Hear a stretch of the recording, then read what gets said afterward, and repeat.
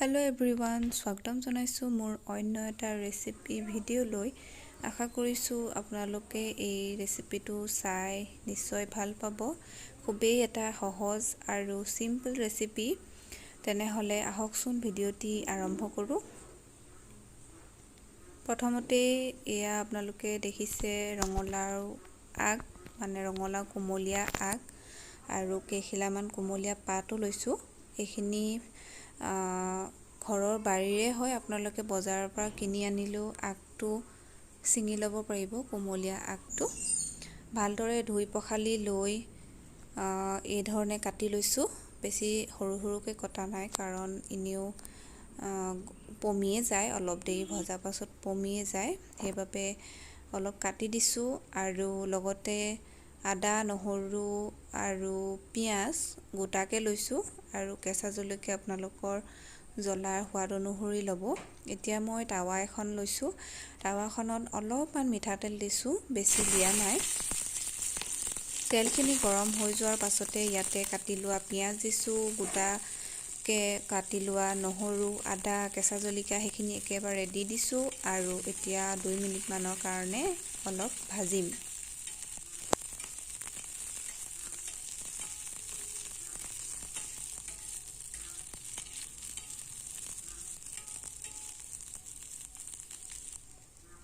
দুই মিনিট মান ভজা হৈ গৈছে এতিয়া যিখিনি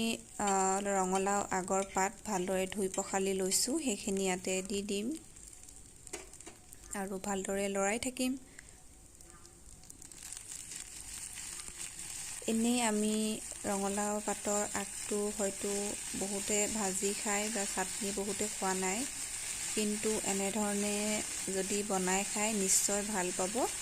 ইয়াৰো এটা বেলেগ সুকীয়া সোৱাদ আছে সেইবাবে হয়তো বহুতে খায়ও মই কিন্তু এনে ধৰণেই বনাই খাওঁ আৰু মোৰ পৰিমাণটো আচলতে তেনেই তাকৰ সেইবাবে মই তাৱাখনতে বনাইছো আপোনালোকৰ যদি পৰিমাণটো সৰহ তেনেহলে কেৰাহীতে আপোনালোকে এনেকৈ কম পৰিমাণৰ তেল দি এনেকৈ অলপমান ভাজি ল'ব পাৰে এইখিনি এতিয়া মই অলপ গলিব দিম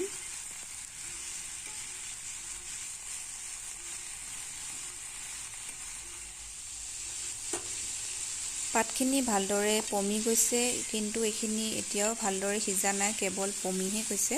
সেইবাবে আৰু সময় ভাজিম আৰু ভালদৰে সিজিব দিম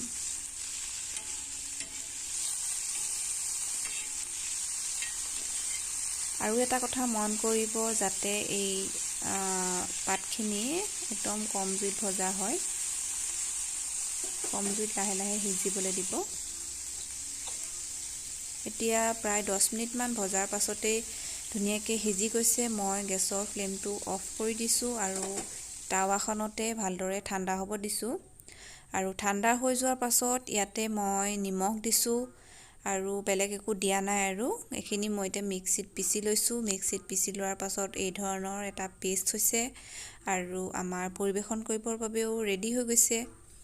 তেনেহলে এই ৰেচিপিটো চাই কেনে পালে আপোনালোকে নিশ্চয় জনাব আৰু যিসকলে এনে ধৰণে খোৱা নাই তেনেহলে নিশ্চয় বনাই খাব